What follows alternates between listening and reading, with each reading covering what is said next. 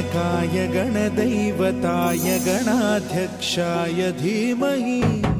गुणशरीराय गुणमण्डिताय गुणेशानाय धीमहि गुणातीताय गुणाधीशाय गुणप्रविष्टाय धीमहि